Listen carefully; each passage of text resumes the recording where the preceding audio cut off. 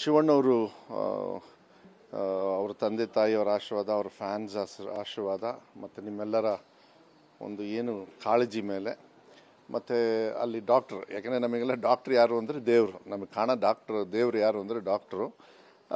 ತುಂಬ ಚೆನ್ನಾಗಿ extraordinary, one of the best doctor.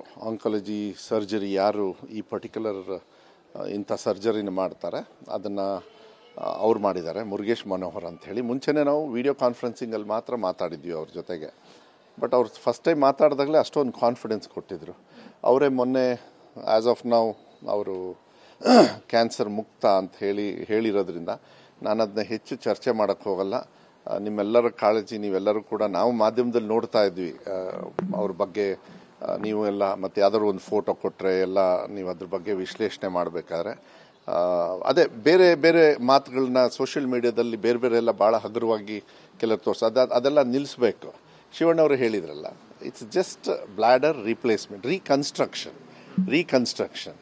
ಅದನ್ನೇನು ಕಿಡ್ನಿ ಫೇಲ್ ಅಂತೆ ಅದಂತೆ ಅಲ್ಲ ತಪ್ಪಾಗ್ತದೆ. ಮಾಹಿತಿ ಗೊತ್ತಿಲ್ಲದೆ ಕೆಲವರು ಈ ಸೋಷಿಯಲ್ ಮೀಡಿಯಾದಲ್ಲಿ ತಪ್ಪು ಮಾಡ್ತಾರೆ, ಅದು ಮಾಡಬಾರ್ದು, ಅದು ಒಳ್ಳೇದಲ್ಲ. ಅದು ಅವ್ರ ಫ್ಯಾನ್ಸಿಗೆ ತುಂಬ ಹರ್ಟ್ ಆಗುತ್ತೆ.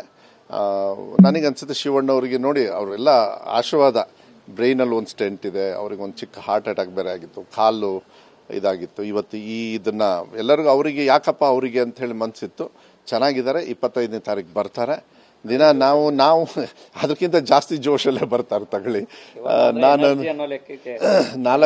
ನಾನು ಅವರು ದಿನ ಹೆಚ್ಚು ಕಮ್ಮಿ 3.5-4 ಕಿಲೋಮೀಟರ್ ದಿನ ನಡ್ಕೊಂಡು ವಾಕಿಂಗ್ ಮಾಡ್ತಾ ಇದ್ದೆ.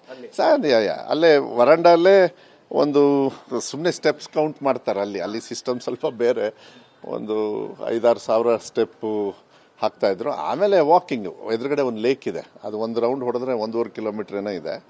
ಅದನ್ನೇ ಒಂದು 4-5 ರೌಂಡ್ ಹೊಡೆದ್ಬಿಡೋರು. ಈಗ ಮೋಸ್ಟ್ಲಿ ಇನ್ನೂ ಜಾಸ್ತಿ ಆಗಿದೆ. ಚೆನ್ನಾಗಿದ್ದಾರೆ, ಏನು ತೊಂದರೆ ಏನಿಲ್ಲ, ತುಂಬ ಚೆನ್ನಾಗಿ